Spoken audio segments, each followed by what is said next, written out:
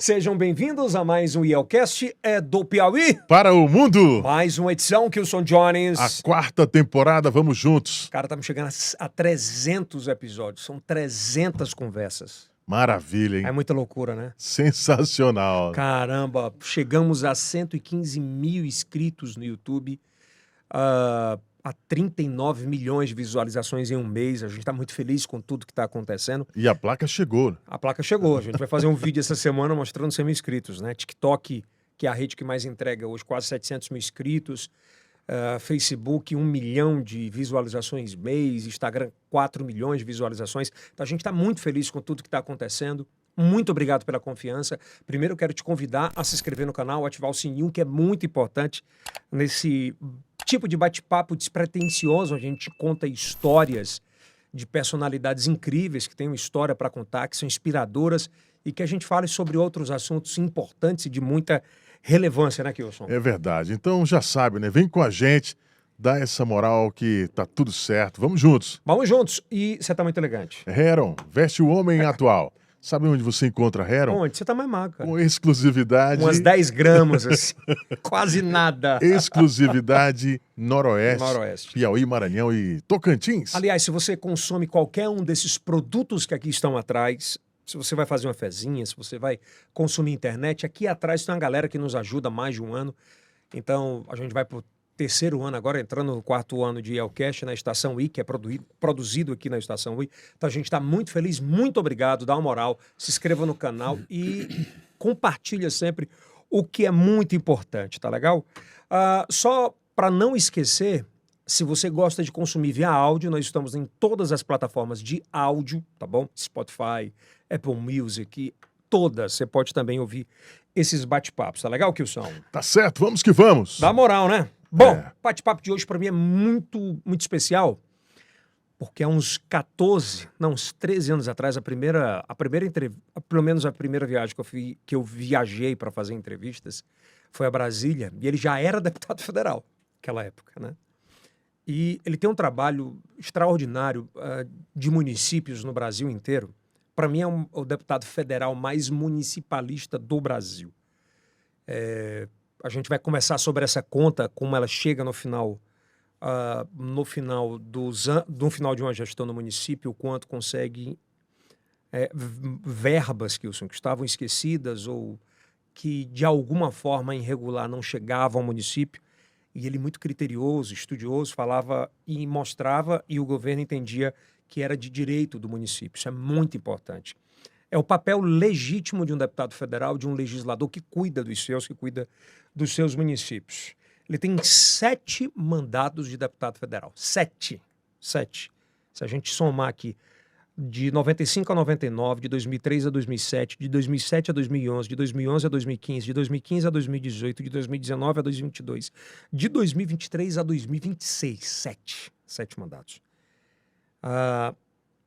Se a gente for falar sobre atividades partidárias, muita coisa. Parlamentar nem se fala. Mas ele tem uma história de vida extraordinária que é o nosso intuito aqui de falar um pouco sobre isso. Uma salva de palmas para o deputado Júlio César. Seja bem-vindo, deputado Júlio César. Ok. Aqui é diferente, deputado. É um outro tipo de bate-papo. Só agora está digital. Muito bem. Seja bem-vindo. Obrigado. Fico honrado de participar desse encontro aqui com vocês. Agora é podcast. Ele está entrando no digital. Para quem está em casa entender, o deputado tem uma característica muito forte de cuidar dos municípios, de resguardar os direitos de cada um deles. Mas antes de a gente bater esse papo, de a gente começar, e é assim que a gente sempre começa o IELCast, a pergunta básica e clássica é quem é Júlio César de Carvalho Lima, de quem ele é filho, de quem ele é irmão. Bom, eu nasci na Guadalupe Velha. Nasci num povoado Santa Rosa, que ficava a 60 quilômetros da Guadalupe. Naquela época, pertencia toda a área de mais 3 municípios a Guadalupe, que é Marcos Parente, Antônio Almeida e outro município lá de Porto Alegre, ia esquecendo. Quando você fala Guadalupe Velha, era distante ainda de Guadalupe? Ou era Então, ficava 40 quilômetros a montante do que é Guadalupe hoje. Já sede onde era a hidrelétrica de Boa Esperança, onde é. E na época que foi construído, como houve a inundação de toda a área, tanto em Guadalupe quanto em Nova York e Maranhão, nós nos mudamos antes da barragem ser acionada, né? E aí chegamos em Guadalupe, a nova cidade, uma cidade projetada, uma cidade que foi construída, todas as casas que tinham na Guadalupe Velha e também todos os equipamentos comunitários, área de educação, de saúde, de saneamento e abastecimento d'água que não tinha na Cidade Velha. E aí nós chegamos lá em 1970. Seu pai fazia o quê? Meu pai era coletor Coletor de quê? da Secretaria de Fazenda do Piauí. E ele veio de Santa Rosa, este povoado que tinha lá Guadalupe Velha, veio para Guadalupe Velha e eu tinha apenas 6 anos. E O mais na velho, deputado? Hein? O senhor era o mais velho, não? Não, eu sou o terceiro da família. Tenho 2 irmãs, a Vera a primeira, a Laí a segunda, eu sou o terceiro. E nós viemos montados em jumentos, né? E naquela época não tinha transporte, não tinha nada, eu vinha no alforge, aquelas dois ambientes que botava de um lado e do outro do jumento, né? A foge era aquele negócio que ficava no dorso do jumento que dividia. Que dividia. E Ah, nós saímos umas 6 horas da manhã da Santa Rosa para Guadalupe e nós levamos quase o dia todo para andar esses 60 quilômetros. 6 anos de idade.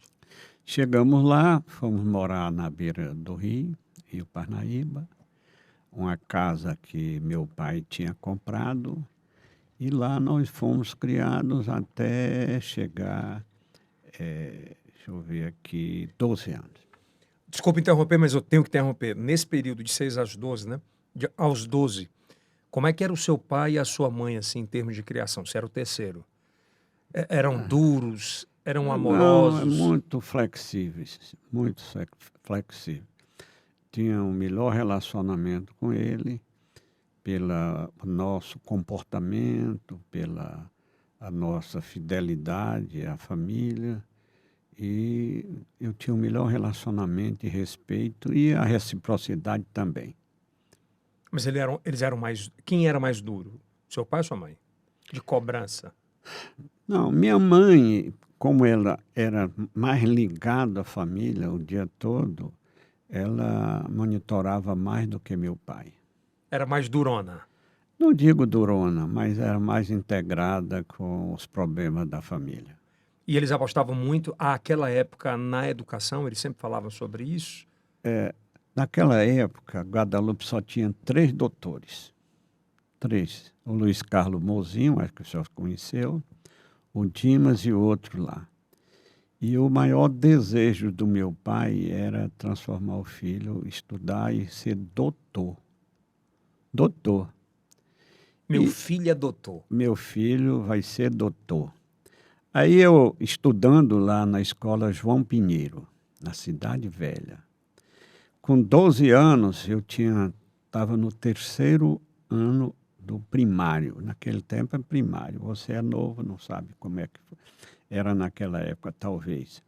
E aí eu tinha um tio que trabalhava aqui numa empresa de transporte chamada L. Figueiredo, de Transporte Rodoviário S.A., e meu tio era o gerente, irmão da minha mãe. E ele foi passar as férias lá na Guadalupe Velha. E de lá ele me convidou para vir para Teresina. E eu estudava o 3º ano do primário e vim para Teresina para fazer o ginásio. Cheguei aqui... Para primário, ginásio? primário, ginásio, científico. E curso Primeiro superior. científico, segundo científico, terceiro científico. Terceiro científico. E lá, naquela época, não tinha transporte. Não tinha nenhum carro. Prefeitura, a maior conquista que o prefeito teve naquela época, quando ele comprou o primeiro caminhão. E aí nós descemos de balsas. Nós saímos lá de Guadalupe Velha às 16 horas do dia 30 de julho de 61. E nós levamos mais de 2 dias para chegar a Floriano. Para estudar. Não, eu vinha para Teresina. Ah, tá. Mas Chegar era a Floriano para pegar um caramba. ônibus e vir para cá. Não era só estudar até em Floriano. Floriano. Só até Floriano. Por quê? Porque nós descemos numa balsa. A balsa, ela vinha carregada de banana e de porco e galinha. E aí a gente saía de manhã, quer dizer, ficava lá, a balsa, quando dava 10 horas, que a intensidade do vento no rio, ela praticamente paralisava. E era obrigado a se aportar para passar o vento. Por isso que nós saímos às 16 horas do dia 30 de julho de 61 e chegamos em Floriano dia 1º de agosto de 61. Aí domingo nós fomos dormir lá na Rua 7, era uma pensão que tinha lá, Rua 7 de Setembro, e no outro dia pegar o ônibus para Teresina. O ônibus era da Princesa do Sul. Famosa Princesa do Sul, de Floriano para cá. De Floriano para cá. Você vinha só uma curiosidade, vinha com quem? Vinha com meu tio.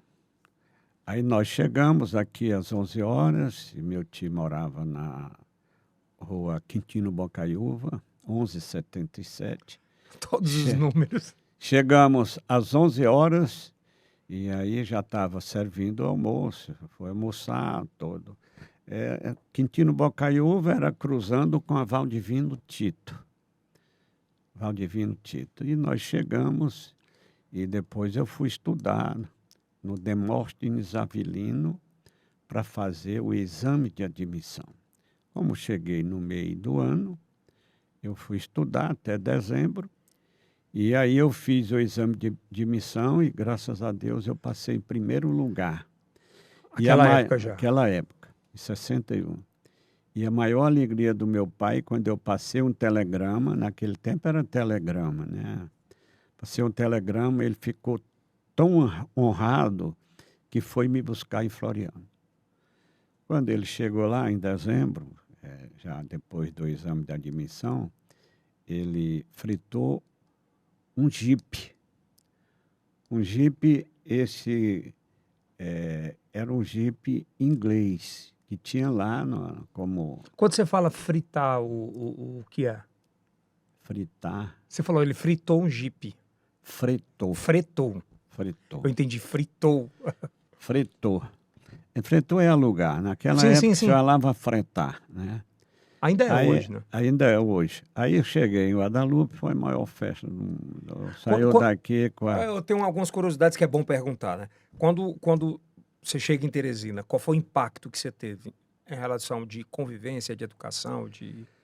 Não, muito positivo. Eu nunca tive problema de relacionamento com ninguém e me relacionei muito bem. Aí estudei no Demóstenes. Mas nada impactou, deputado? Não. Era muito concentrado nesse nível para... Eu estudava muito. Aí estudei no Demóstenes. Graças a Deus eu era bem avaliado, sempre o primeiro lugar. E de lá fui para o Liceu. Liceu Piauiense. Liceu Piauiense. Que é uma das maiores referências ainda hoje. Naquela época era a maior referência. Lá e aquele colégio particular ali da Praça Saraiva, dos Padres. Diocesana, E aí tinha o Demóstenes, tinha o Domício Magalhães, que tinha uma fama... Nessa época não tinha Dom Barreto ainda, né? Não tinha. Não tinha o quê? Dom Barreto. Que Dom Barreto? Foi bem depois, né? Essa história tem 60 e poucos anos. Não existia. Era o Então diocesano.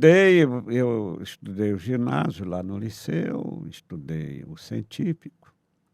E quando eu terminei o científico, eu fui fazer o exame, aliás, o vestibular na faculdade de Direito. Nós só tínhamos naquela época 2 faculdades, a de Filosofia, lá na Praça Saraiva, e a de Direito, lá na Praça Demóstenes Avelino.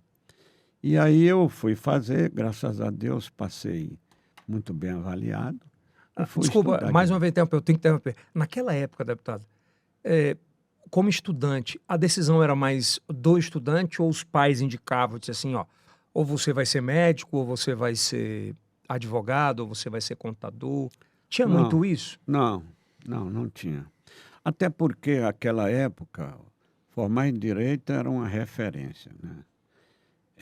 E foi uma coisa que, minha aptidão para ser formado em Direito. Aí estudei o curso de Direito até 1970, 64, não, 74.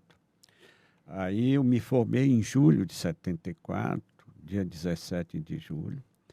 Mas antes de me formar, foi criado na Câmara um estágio para estudantes de Direito. E cada faculdade, cada estado indicava 5 estudantes. E O Estado, só 5? olha, o primeiro era muito, né? Aí nós fomos fazer o estágio naquela época, era um mês de novembro de 73.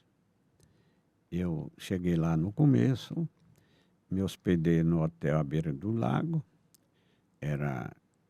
todos os alunos estavam lá, e nós fomos fazer estágio, conhecer a Câmara. O presidente na época era o Flávio Marcílio, piauiense lá de Picos e deputado pelo Ceará, presidente da Câmara.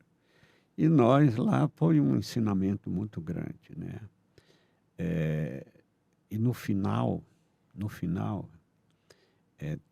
nós fomos fazer um estágio no plenário. Éramos 120, cada um falava 1 minuto.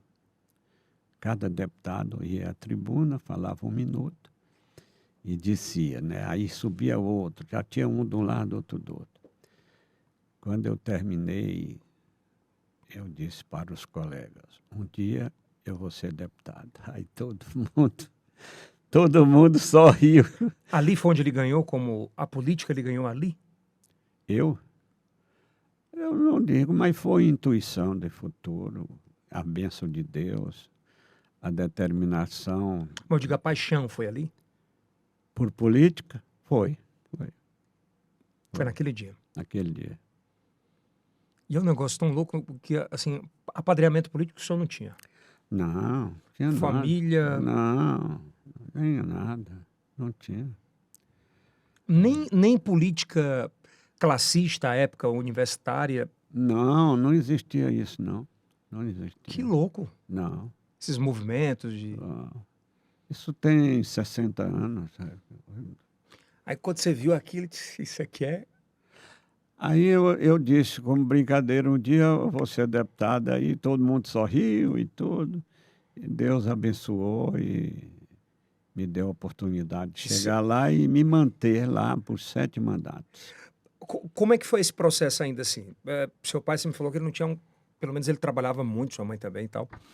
Grandes posses ainda não existiam, né? Não. Obviamente você tinha que ter um primeiro emprego ali. Como é que você se ajudava e sustentava? Bom, eu fui morar numa pensão com meu tio. Depois meu tio saiu dessa pensão. Aí eu fui morar na casa do estudante do Piauí. Eu morei lá na casa do estudante.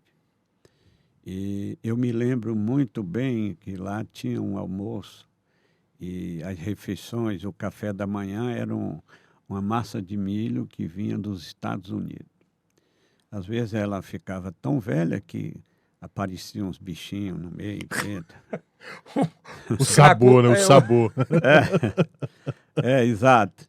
Aí a gente ficava lá na casa estudante, dormia num apartamento de 50 lugares, era assim. E à noite... 50 pessoas no mesmo apartamento? Não era um apartamento, era um Tipo um dormitório, João. dormitório coletivo, né? E assim foi minha vida, né? Eu me lembro muito bem, como estudante, tinha uma lanchonete aqui que vendia garapa ao lado. A gente pulava o muro, na época do professor Lisandro Tito de Oliveira, era o diretor de lá. Então, a gente tinha essa convivência com todo mundo. De alguma forma você queria ter uma graninha a mais e procurou emprego ali, o primeiro emprego? Bom, o primeiro emprego meu, o primeiro emprego foi com 9 anos na Guadalupe Velha. Eu era caixeiro de uma mercearia do senhor José Jocilé Pereira. Era o maior comerciante de Guadalupe, né? E eu era o caixeiro, era o vendedor. Você sabe o que é Caixeiro é vendedor, viu, turma? Aí eu estudava do João Pinheiro, na escola. No começo, com 9 anos, eu comecei a trabalhar. Quando eu fui para Teresina, quando eu vim para Teresina, eu já tinha 12, já tinha trabalhado 3 anos.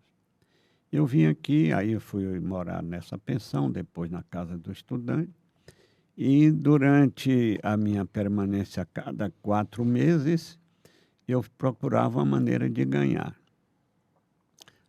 Então, o que eu fazia?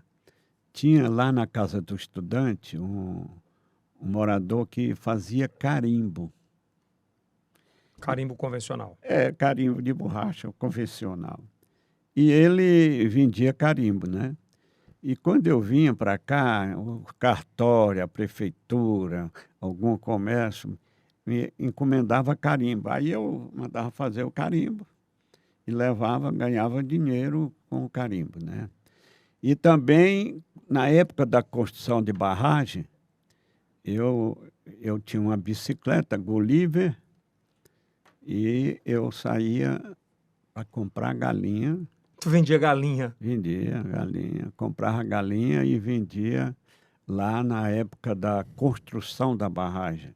Vendia para o senhor Joaquinzão, era um grande comerciante. Galinha caipira, né? Só naquela época Só tinha era caipira. mas, deputado, que você viu o nicho que a galera ia consumir e não tinha ninguém vendendo, disse que eu vou vender. Galinha? Foi isso? Foi, é uma maneira de ganhar. E tem até um documentário no YouTube, né? O seu falando sobre isso. Você já viu? Já, ele me mandou, já. Ah, tu mandou agora? Mandei. No YouTube, uma simulação que foi feita. E eu vinha lá do Tabuleirão para Santa Rosa, e de Santa Rosa para Guadalupe. E eu, na bicicleta, eu botava uma lata de querosene, de 20 litros. Aí enchia de farinha, botava ovos e botava farinha para o ovo não quebrar. E em cima da lata, botava um pauzinho assim, amarrado, e galinha de um lado e do outro. Eu tinha muito medo de alma. E quando eu vinha de Tabuleirão... Não foi, foi de tardezinha. Foi de tardezinha. Eu vinha do Tabuleirão, que era um povoado lá também, para Santa Rosa. E tinha muito medo de alma e passava no cemitério. E ao lado do cemitério era cheio de areia. Né? Como estava chovendo e os animais passam, fica aqueles buracos do casco do animal. Aí eu embalei a bicicleta. Para passar? Para passar.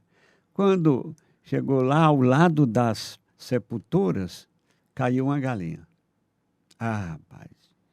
Aí eu tive que encostar a bicicleta no pé de pau. Quando eu encostei, estava pesado, o pau foi assim para lá. Caiu mais quantas? Não caiu nenhuma, eu vou já te contar. Aí eu fui atrás das galinhas. As galinhas ficaram pulando dentro da sepultura. Aí eu cheguei a pegar a galinha. Quando eu peguei a galinha, caíram 2 cocos. Tinha uns pés de coco, lá caiu. Eu fiquei com medo de alma, saí correndo, joguei a galinha. Aí peguei a bicicleta. fui pegar a bicicleta para Vai embora correr. ir embora correndo, né? Quando eu peguei a bicicleta, nesse pauzinho que eu encostei, nessa planta, estava cheio de marimbondo, eu não tinha visto. O marimbondo me pegou, foi uma loucura. Mas nós Aí chegamos. ficou com medo Das almas? das almas, pegou o maribondo. É. São dessas histórias. Ainda perdeu a galinha, a galinha ficou lá no cemitério. Galinha gorda. Ainda hoje tem medo de alma? Não tenho não. Naquele tempo eu era menino, eu não tenho medo. Hoje é tranquilo. Tranquilo. Tem medo de gente viva, né? Isso é. Gente viva tem que ter mais medo do que...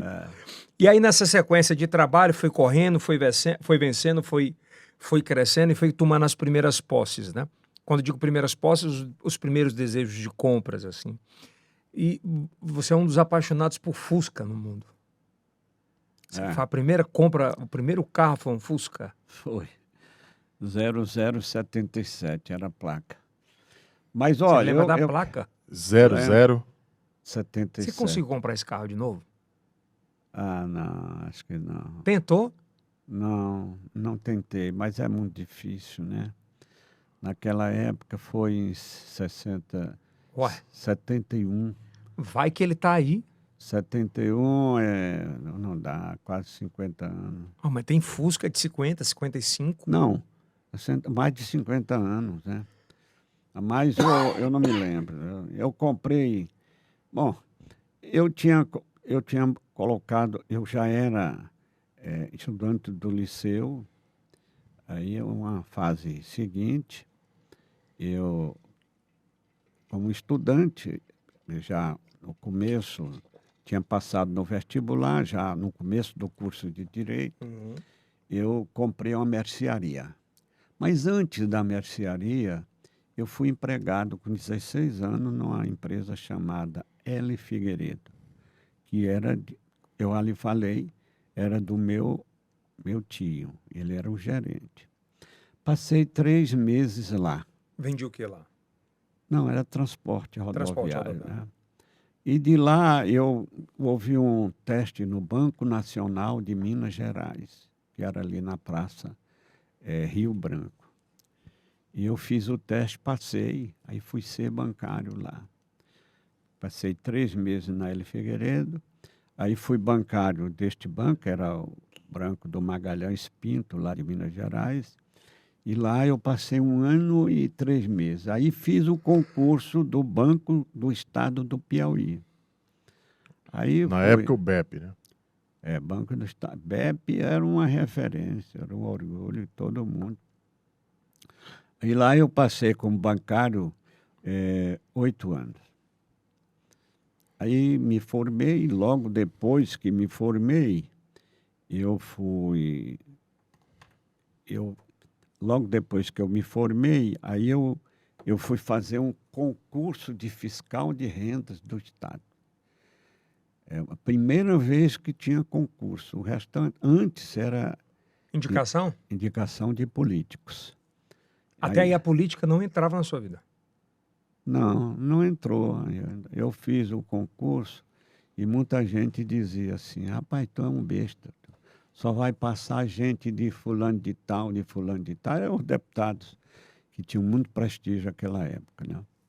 Aí eu fiz. Eu digo, olha, eu não... Se eu perder, eu fico como estou. Não vou perder nada? Não vou perder nada, eu vou fazer. Aí eu fiz, passei, graças a Deus. Em primeiro lugar, eu fui chamado, viu? E fiscal de rendas do Estado. Nesta época, eu já tinha sido secretário de administração da Prefeitura de Teresina. Eu fui. Quem era? Joel Ribeiro. Aí o Joel... Completamente técnico. Completamente técnico. O Joel era prefeito, ele era lá de Guadalupe, Deus já o levou. E aí me formei logo depois de formado. Ele já levou? Me levou. Aí lá eu passei um período lá, e depois, quando eu saí, aí o Sebastião Leal foi, na época do Dirceu, ele foi convidado para ser secretário de segurança. E aí ele foi lá, conversou com o Joel, não me conhecia, mas pediu informação e me convidou para ser o, o secretário substituto dele. Substituto dele.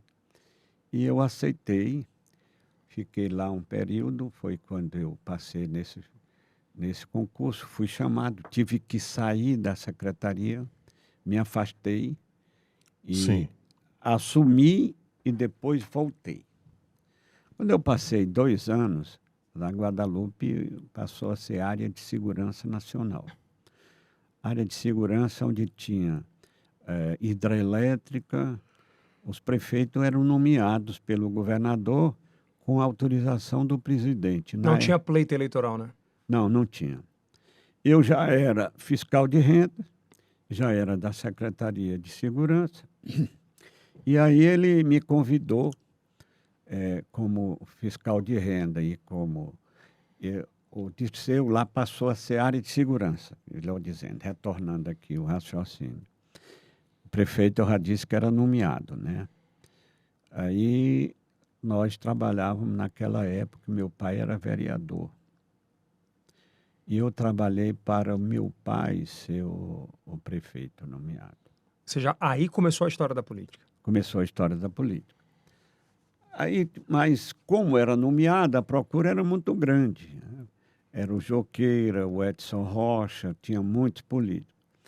Quando deu certo dia, assim no começo de janeiro de 77, o Sebastião me diz, Júlio, o Dirceu quer falar contigo. Digo, o que é, secretário? Ele diz, eu não sei. E eu fiquei desconfiado. Aí nós fomos lá. Aí o Dirceu disse bem assim, Júlio, eu estou com o maior impasse aqui para nomear o prefeito lá da sua terra. Eu tenho aqui 18 currículos. Olha como era indicada a época, né? É. Aí ele disse assim, mas eu só tenho um nome da minha preferência. Aí eu me espantei. Quem é, governador? Você. Eu digo, não quero não. Era fiscal de renda. Tu tem uma ideia, naquela época o fiscal de renda ganhava 4 vezes mais Do que um prefeito? Não, do que um juiz de direito. Pô. Era o cargo mais cobiçado. E era concursado. Meritocracia. Estudou, passou, né? Estudou, passou. Então, eu passei uma semana resistindo. Porque eu queria era meu pai. Você estava trabalhando para ele, seu prefeito, né? Aí o Dirceu chama o Lucídio, que já era indicado, porque a eleição era indireta, né? Uhum. Já estava certo que seria o Lucídio, o próximo governador. Aí ele faz uma reunião comigo, o Sebastião, eu digo, ele, o Dirceu e o Lucídio, futuro governador.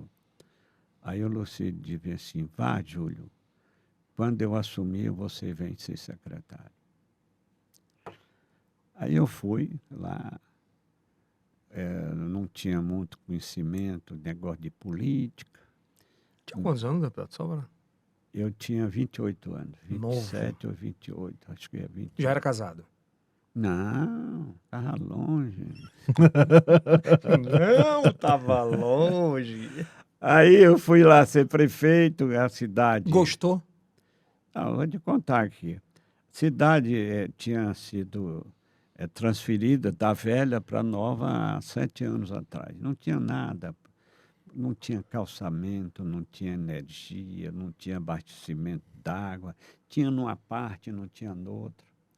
Aí nós fomos lá fazer uma gestão de resultados. Trabalhava dia e noite. Caraca, aquela época você falava sobre gestão de resultados. Já. Cara, é muito louco isso, né? Aí a gente, quando eu vinha para Teresina, que voltava, se eu chegasse às 11 horas da noite, eu só ia para casa quando eu visitava todas as obras que estavam em andamento, né? Daqui da capital. Lá Lá na no- Guadalupe lá na Guadalupe. Velha, quando eu Entendi. vinha para cá, né? Ah, entendi. Você fazia esse roteiro completo. Então, foi assim a minha vida, de muita dificuldade, de resistência, Ne- de Nesse, determinação. Eu, esse primeiro processo do contato com o poder, né? Quando eu falo contato com o poder, é o poder de executar, de decidir, né?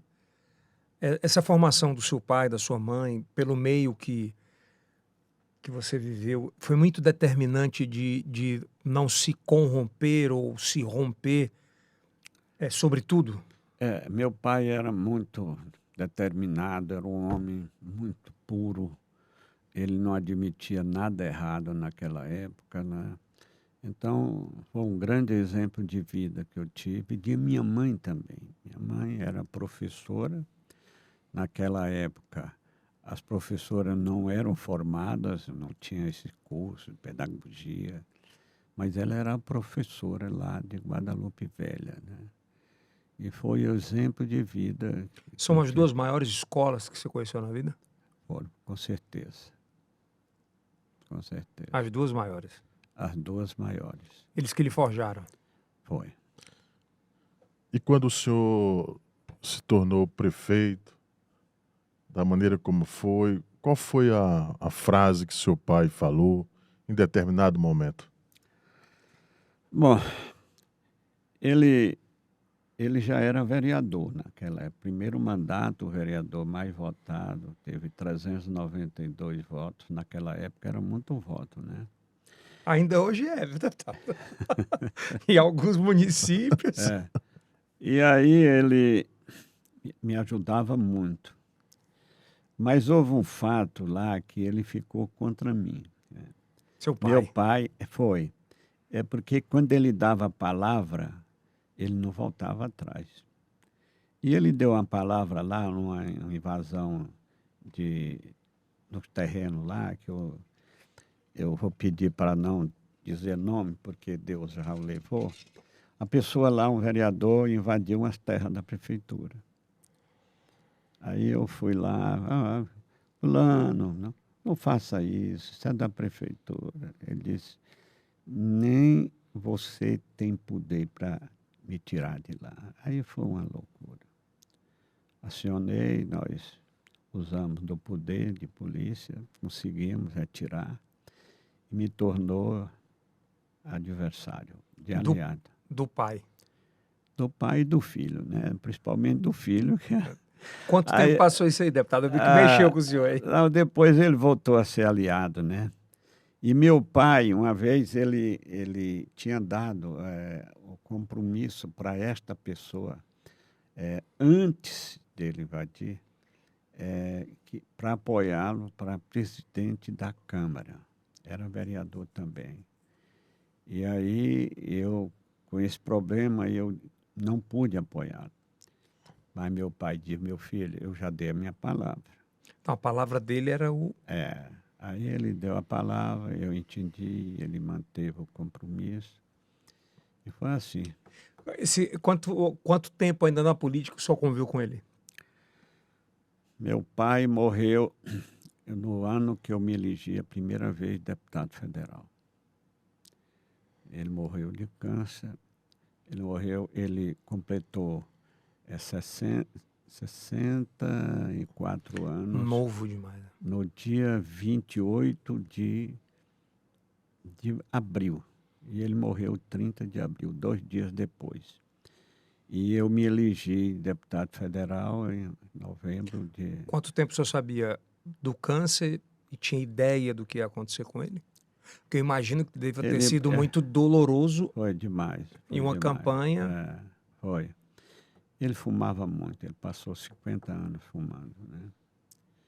Mas Deus o levou, deixou muita saudade, muita referência. Faltou algo entre vocês? Não, nunca faltou. Assim, de um papo, uma conversa que hoje eu poderia ter falado isso para ele. Não, a gente tinha um bom relacionamento, eu com minha mãe. A sua relação com o Georgiano, por exemplo, nesse aprendizado com ele, você otimizou algumas coisas? Bom, meu pai era georgiano também, né? É. Você sabe. Georgiano Neto, né? Tem o Georgiano pai, tem o Georgiano filho, que foi prefeito, é o marido da prefeita lá em Guadalupe, e tem o Georgiano neto. O Georgiano é um fenômeno na política do Piauí. Ele é bem melhor que você? Muito melhor. Muito melhor. Até porque ele só é político. Eu tenho mil e uma coisa. Então a dedicação é full time, né? Mas mesmo assim, com a dedicação full time, é muito... É determinado. Aí eu estava lá, eu morava na fazenda, acho que tu conhece a minha Sim, sim. fazenda. Morava na fazenda, eu exportava manga para vários países. Naquela época eu tinha um plantio de manga. Você sabe que pouca gente sabe disso, né? Pouca gente. Assim, quando eu digo pouca gente, quando a gente fala num aspecto muito maior, fica muito resumido do poderio da produção de manga que vocês têm. Bom, eu naquela época... Bom, falar aqui, produção, vou falar do Georgiano, depois falar da manga. Depois falo da manga. Então, a gente estava lá almoçando naquela sala de entrada, acho que você conhece, e ele tinha 7 anos. Aí, terminou o almoço e ele levantou, bateu assim, pai, eu tomei uma decisão na minha vida. 7 anos. 7 anos. Eu digo, qual foi, meu filho? Eu quero ser político. Eu quero ser político. Você levou na brincadeira? Eu levei, eu achava que era... Mas ele já vinha estudando, vendo coisa. Aí ele passou a andar comigo. Entendeu? Passou a andar comigo nas campanhas de deputado. Eu já era deputado, e aí ele passou a andar comigo, né? E tudo ele observava. Falava com política, ele ficava observando, ver como é que tratava, as reivindicações, os encaminhamentos. Aí foi andando. Com 7, 8, 9, 10, 11, 12, 13. Até com 16 anos, quando ele ia completar 16 anos, eu perguntei a ele, filho, você quer ganhar o que de presente? Aí ele ficou assim, preocupado. Pai, você quer que eu seja sincero? Você quer que eu seja? Eu digo, pode ser. Eu quero um curso de oratória com o doutor Polito. Eu digo, quem é Polito? Nem eu sabia. Ele digo, é o maior especialista em oratória na América Latina. Ele já tinha estudado tudo. Eu digo, mas filho, não, eu quero, pai. Aí o Julinho, a Juliana, que é a primeira filha do meu primeiro casamento, pediu com 16 anos um carro. O Julinho, com 16 anos, pediu um carro. E ele pediu um curso de oratória com o doutor Polito. Eu digo, mas filho, onde é? Ele é em São Paulo. Viu? Ele é do dia 23 de novembro de 73. Aliás, de 93. 93. 73. Ele mata nós. 93, né? E aí ele disse, bom, filho, eu vou todo ano fazer um check-up lá em São Paulo. E aí, quando nós formos lá, você vai. Aí nós fomos. O Julinho foi também. E chegamos lá, a gente se hospedava lá no hotel, na Haddock Lobo, 194. Com de números. 194. E a gente quando saía, lá era o Hospital das Clínicas. Eu fazia antigamente. Aí Hoje é no Sírio. Hoje há muito tempo que é no Sírio. Aí a gente saía de manhã, fazia os exames todos, passava o dia, chegava à noite.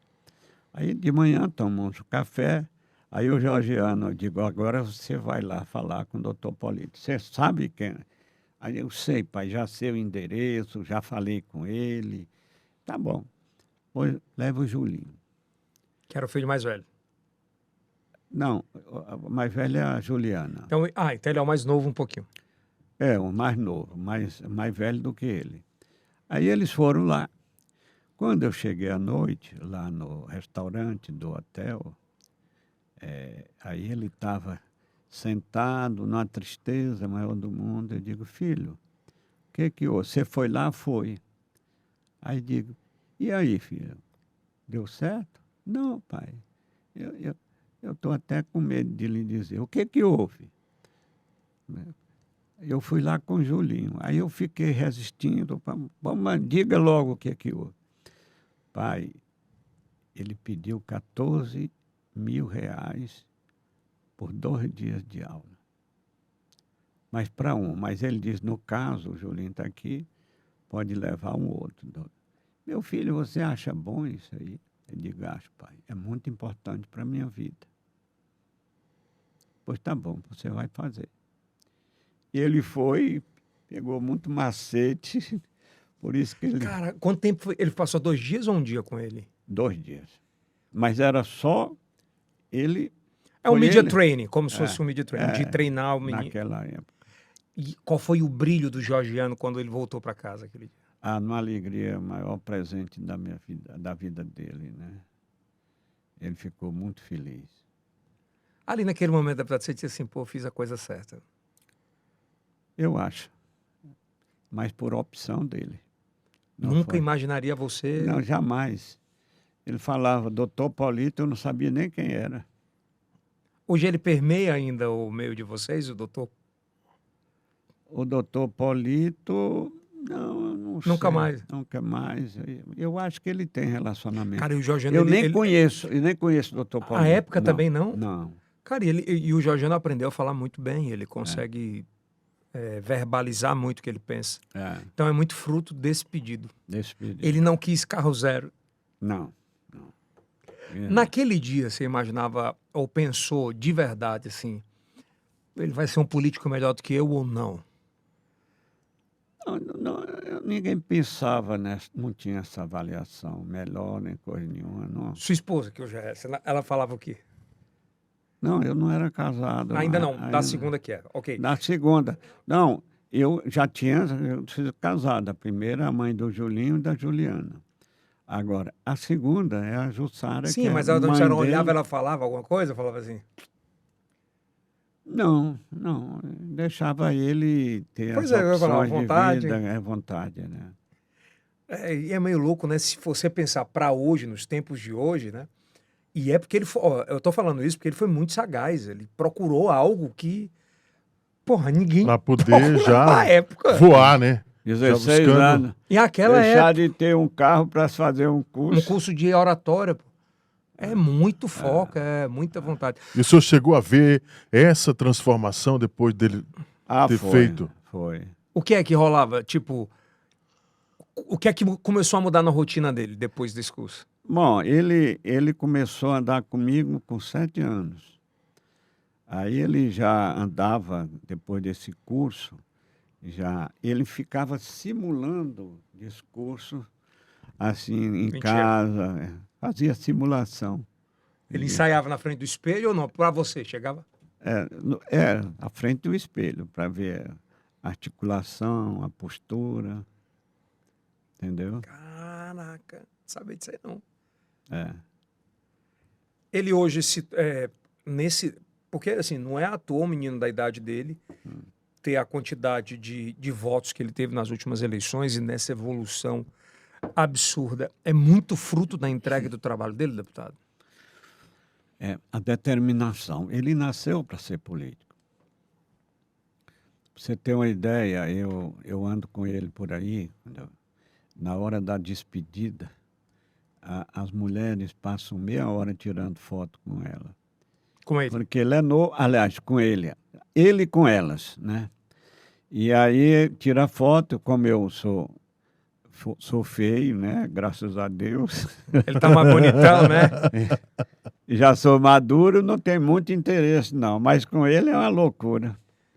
E quando você olha assim, tirando o deputado federal Júlio, o líder Júlio César, quando você olha assim para ele, no íntimo de vê-lo batendo foto, você lembra aquele menino de 7 anos? É que algum momento passa pela sua cabeça e diz assim, que loucura. Passa. É a evolução que ele não é de 9 meses. Eu vou lhe contar a história do nascimento dele, né? Eu exportava manga e tive um problema com um fornecedor lá na Suíça, né? E aí ele nasceu dia 23 de novembro. E eu tinha que ir à Suíça visitar esse cliente lá. Aí eu fui ao médico da Jussara. Aí ele disse, não, o senhor pode ir, o filho seu só nasce fim de dezembro ou começo de janeiro. Aí eu fui, saí daqui dia 21 de novembro, cheguei lá 22 à noite, fui visitar esse cliente. Quando eu voltei, já tarde da noite, a gente morava no Canaã. E o escritório da minha empresa era lá também, né? Quando eu cheguei, aí liguei, de manhã, quando eu levantei, liguei para minha secretária. Aí eu liguei para ela e disse, e aí, como é que vão as coisas? Ah, doutor Júlio, nem lhe digo. Seu filho nasceu. Do nada. Do nada. Ah, pai, foi uma loucura. Aí eu quis voltar logo, aí falei com o médico. Não, você pode ficar, cumpra a sua agenda, que eu ia. Eu estava na Suíça, ia ainda para a Inglaterra, para a Alemanha. Ele disse, cumpra a sua agenda, que aqui eu cuido. E ele nasceu precocemente, passou acho que 8 dias na incubadeira. Ele nasceu com quantos meses? Eu acho entre 7 e meio meses. Ele ia nascer final de dezembro, começo de Eu tenho um irmão que nasceu de 6. janeiro. Foi uma dureza. Então, foi assim. E aí, pra você ter uma ideia, o destino, né? Ele foi eleito a primeira vez com 20 anos, quando foi eleito. Completou 21, a eleição foi começo de outubro. Completou 21, 23 de novembro. E a diplomação foi 17 de dezembro. E ele completou os 21, dia 23 de novembro. Tudo do mesmo ano, né? E aí foi assim a vida. O Georgiano é um homem determinado, obstinado, e é um dos jovens que mais tem apetite pela política que eu conheço. Ele vive política? Vive só política. Você acha que... Qual o futuro do Georgiano? Deus é quem diz. Óbvio que deve estar até muito tranquilão quanto a isso. Mas se eu ouvir assim... Hoje ele é um parceirão do governador Rafael Fonteles, óbvio, né? Em alguns municípios acaba criando... Não é mal-estar, mas cada um defendendo o seu espaço, né? O seu lado. Mas eles marcham juntos muito tempo ainda? Não, eu acho que sim. Nós não temos motivo nenhum. Nós temos um bom relacionamento com ele, há uma confiança recíproca. E eu acredito que o Rafael é um diplomata, é um homem competente, sabe avaliar os valores de cada um, a política de resultado de cada um, que você que gosta desse termo. Eu tenho certeza, nós não temos nenhum desejo de afastar da base. Ficar longe dessa situação, né? Não. Antes de chegar na avaliação, Rafael, e a gente vai chegar nisso, a gente vai falar sobre os municípios, essa eleição que chega agora em outubro, muito importante, mas tem muito mito, tem muita história, tem muita verdade, tem muita mentira. Eu queria entender o tamanho dessa exportação que vocês faziam sobre manga. Eu queria entender um pouco como, como de fato foi. Eu, como estudante, eu comprei em 75. Comprei ali a primeira propriedade ali na Canaã e tinha 40 hectares de caju. Canaã fica no rumo de União. União ali, né?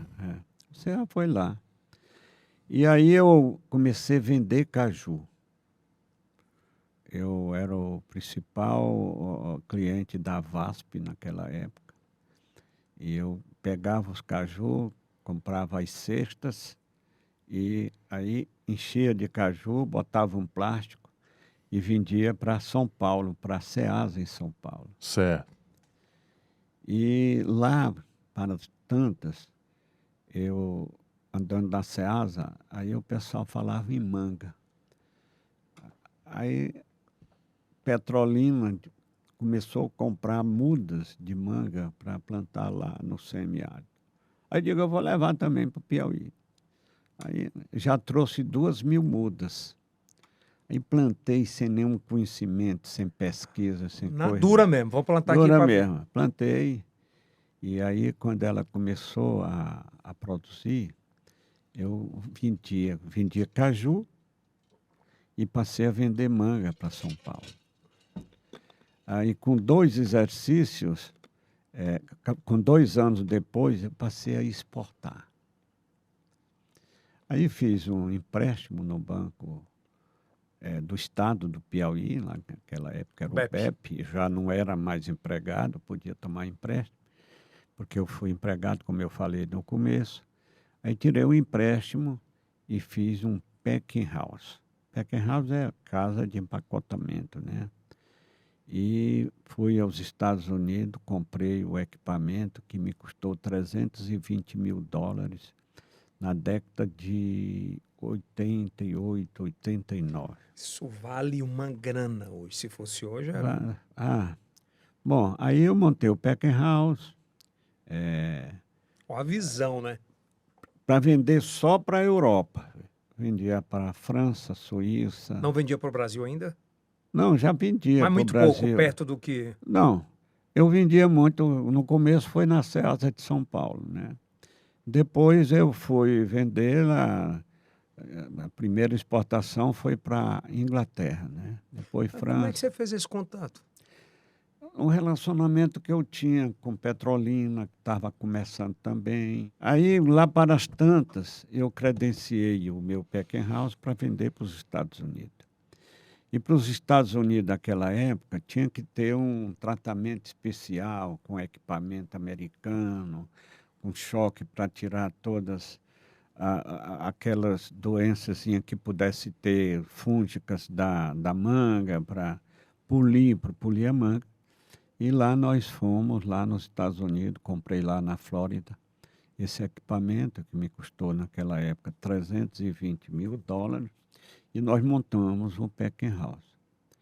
E vendemos durante 11 anos. Aí houve um problema de pesquisa que não tinha na época, e a pesquisa dizia que manga no Piauí não era muito bom, porque tinha muita chuva, e a chuva dava as doenças fúngicas, né? A época eu tinha visto, tinha, deputado? Tinha. Já tinha? Já tinha visto. Para entrar nos Estados Unidos? Lá na Europa também.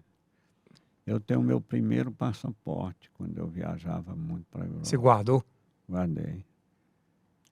Porque é muito disruptivo, viu? Assim, é muito fora da curva. A época, o empreendedor Romper, né? romper essa barreira de apostar no mercado fora. Bom, aí depois eu botei uma vacaria. Lá. Aliás, a vacaria foi mais ou menos na época da manga, começo da manga, né? Aí fiz outro empréstimo no banco para comprar 160 novilhas lá. E fui comprar lá no Rio Grande do Sul, lá em Esteio, Rio Grande do Sul. Aí vieram 8 caminhões carregados de manga, de manga, falei. De manga, porque eu tô de ovelha.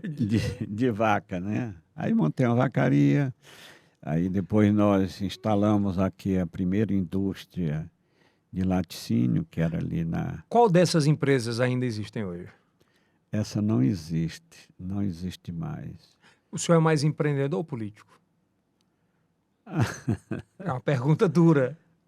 Bom, é difícil a gente falar. É porque a dedicação, ela age muito fortemente sobre as duas, né? Eu sou muito determinado e tenho muito medo da palavra depois.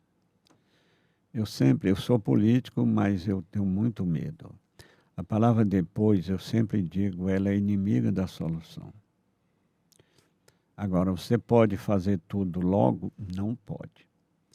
Agora, a aferição da sua competência é administrar o depois, buscando o resultado.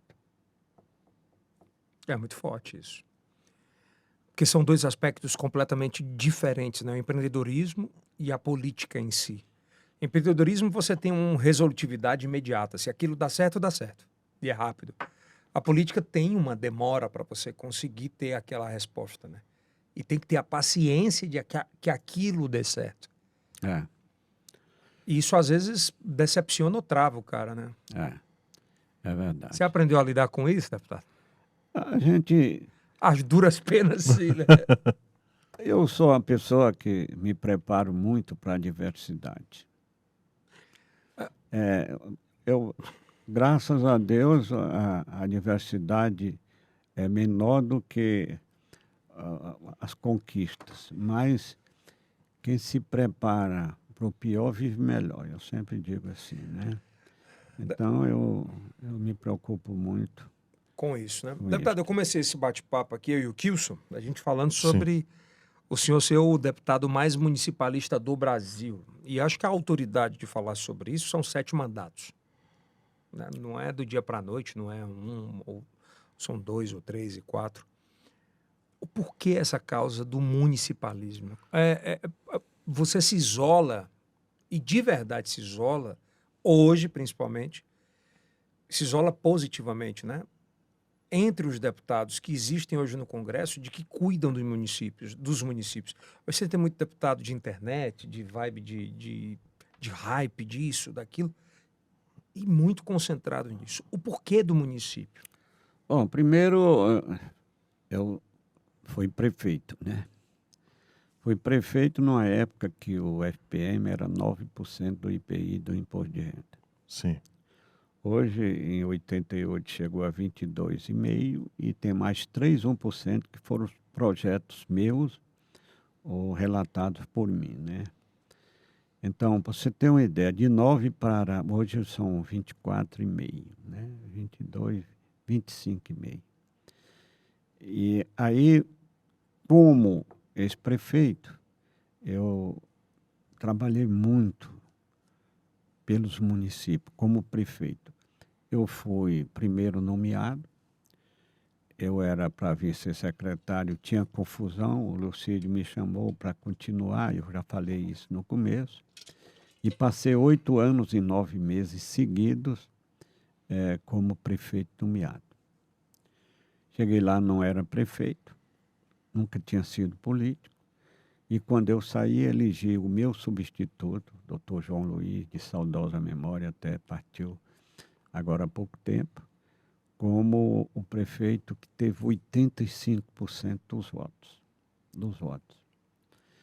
E de lá vim para cá, fui secretário da Agricultura no governo Bona Medeiros, depois fui também no governo Freitas Neto, depois presidente da AGESPISA por pouco tempo, na época do Hugo.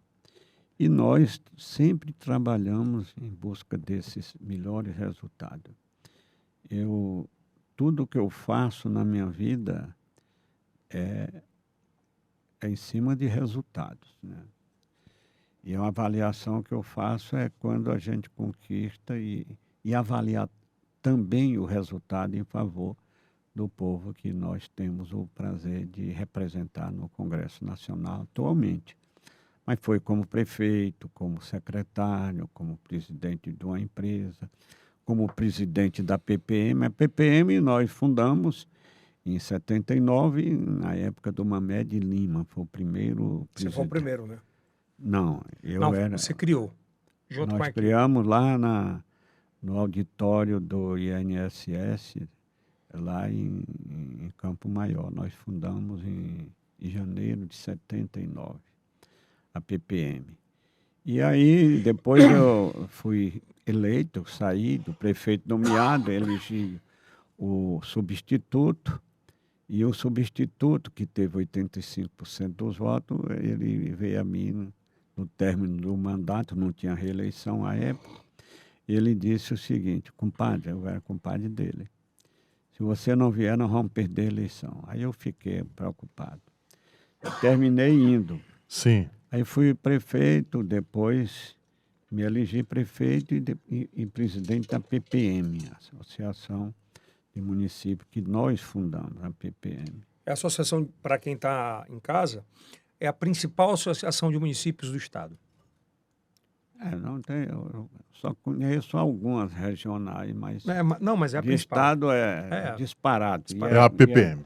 A PPM, essa sim é a principal. Não tem nem outra, assim, com Não, abrangência. com relevância não tem. Não tem. E a PPM, graças a Deus, tem sido muito bem gerida atualmente pelo prefeito de Caridade, o Toninho. Está fazendo um grande trabalho, tanto a nível de Piauí como a nível nacional. Isso é importante, né? Porque a gente continua tendo referências aqui. Deputado, como o senhor tem visto ao longo dos mandatos como deputado federal, como um deputado municipalista que tem lutado, tem tido essa bandeira, como é que o senhor tem visto as terras do Piauí desde a chegada dos gaúchos, que hoje são considerados os piúchos? Como é que você vê esse movimento do agro tão forte no estado do Piauí atualmente? Eu falei que fui secretário da Agricultura 2 vezes. E, na época, a maior meta de governador naquela época era chegar a 1 milhão de toneladas de grãos. Passamos 10 ou 12 anos para chegar, né? Tinha meta, mas tinha as instabilidades climáticas, nunca chegava. E até porque o grande potencial de produção agrícola do estado é nos cerrados. Naquela época chamava de chapada, ninguém queria plantar na chapada. Por quê? Porque não era fértil. A fertilidade estava nos baixões. E aí começaram a chegar os gaúchos. Eu era secretário de Agricultura em 86, 87. E começaram. Um dos pioneiros foi o Sérgio Bortoloso, que chegou há mais de 30 anos. Aí foram plantar com tanta diversidade e eles foram comprar terra. Terra lá não tinha valor. Tinha valor. Tipo, era barata mesmo? Era um preço de banana. E aí eles compraram e foram chegando. Os exemplos de sucesso foi atraindo. Hoje nós temos... Só para exemplificar, vamos imaginar na cabeça de quem está assistindo a gente. Aquela época, vamos imaginar que R$100 era 1 hectare. Hoje vale o quê? Não, terra é de acordo com que ela Sim, eu existe, compreendo. e a localização, Mas a vamos planimetria... falar no gerundismo, na generalidade. Hoje deve estar de 5, 10, 20, 25 mil hectares. Tu imagina o De tamanho. acordo com se ela está aberta, se ela está produzindo. Ou seja, se 25 mil vezes mais do que valia aquela época. Não, 25 não, umas 250. Perdão, 250, perdão. Umas 250 vezes mais. Naquela época não tinha preço, não. Depende também, né, deputado? Então, aconteceu isso. O Piauí hoje já está muito produzindo louco. 7 milhões de toneladas. Tem o maior percentual de crescimento no Brasil da produção agrícola. Quanto? Maior percentual. É o maior percentual? É um dos maiores, né? Hoje acho que é o maior. Por quê? Pela regularização fundiária que o governo está fazendo, dando segurança jurídica àqueles que estão investindo e estimulando realmente a produção, fazendo a infraestrutura, como foi agora a inauguração das estradas, a rede de energia elétrica, que naquele tempo nem tinha estrada, nem tinha energia elétrica, não tinha... Conta muito, né? Conta muito. E aí nós, como deputado, nós também somos autores de várias leis de renegociação de débitos vencidos dos agricultores. E depois eu ampliei para comércio e indústria, desde que o financiamento fosse pelo Banco do Nordeste através do FNE. Nós já aprovamos 5 leis e já negociamos mais de 20 bilhões de reais, renegociamos para quitação à vista ou parcelado em até 10 anos, de acordo com a capacidade de cada um. E isto tem contribuído muito para o crescimento da produção, da produtividade, com a introdução de novas tecnologias, que aumentou muito a produtividade no Piauí. O que é que o senhor imagina? O- Desculpa, Gilson, senhora- só para não perder o fio aqui. O que é que o senhor imagina para o Piauí nos próximos 20 anos, no agro, em termos de tecnologia de energias renováveis, pela sua experiência, pela expertise administrativa e parlamentar? O que é que você imagina que o Piauí pode se transformar? Veja bem, eu passei aí uns 30 ou 40 anos ouvindo de todo mundo que o estado mais pobre do Brasil era o Piauí. É o mais pobre. E aí o Piauí foi conquistando espaço, cresceu muito na produção agrícola, na produção de energia eólica e energia solar, na mineração, que nós temos potencial, mas aqui em Piripiri está dando uma grande produção de minério de ferro. E essa transnordestina, quando ela for concluída, vai viabilizar o aproveitamento do grande lençol, que é aquela reserva que nós temos, de bilhões de toneladas de minério de ferro. Então tem crescido muito, além do turismo.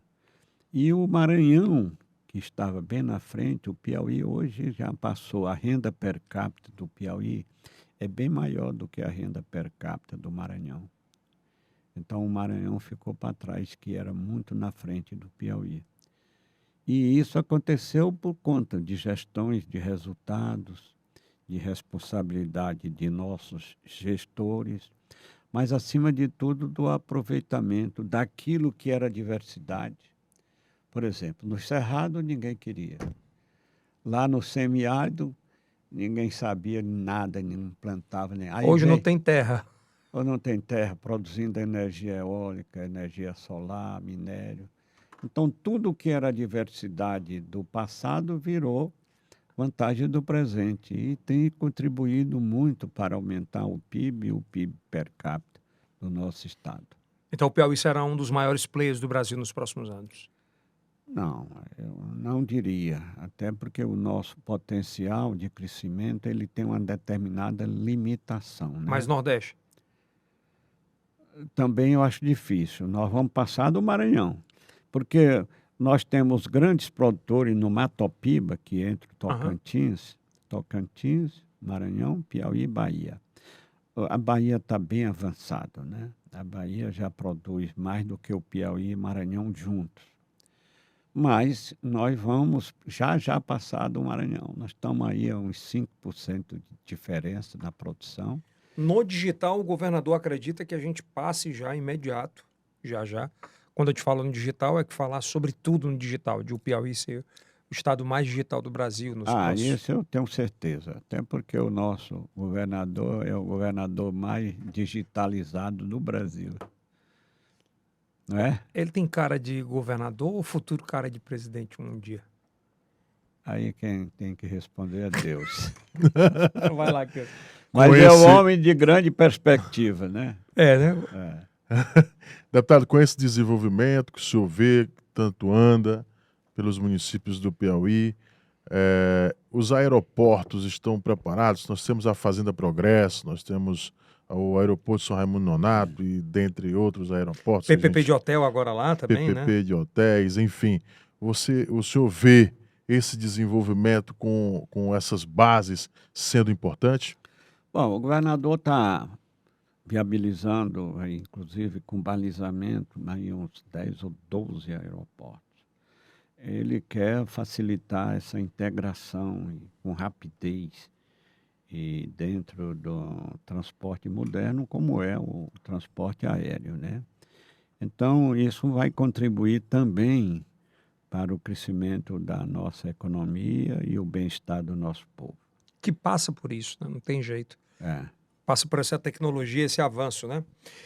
Eu queria entrar mais agora na área do deputado federal Júlio César, que tem uma vasta experiência no Congresso Nacional, são 7 mandatos. A gente vive uma crise agora a maior catástrofe, sem sombra de dúvidas, climática, se pá do Brasil, que é o que vive o Rio Grande do Sul.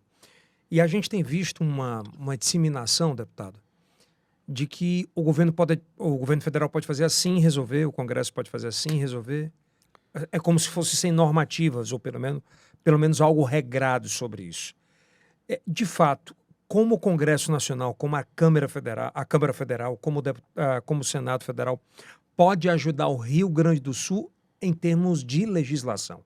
De fato, o que é que acontece? O Rio Grande do Sul era um estado hábil para receber esse dinheiro? Como é que funciona isso? Bom, é um fenômeno reconhecido no mundo todo, né?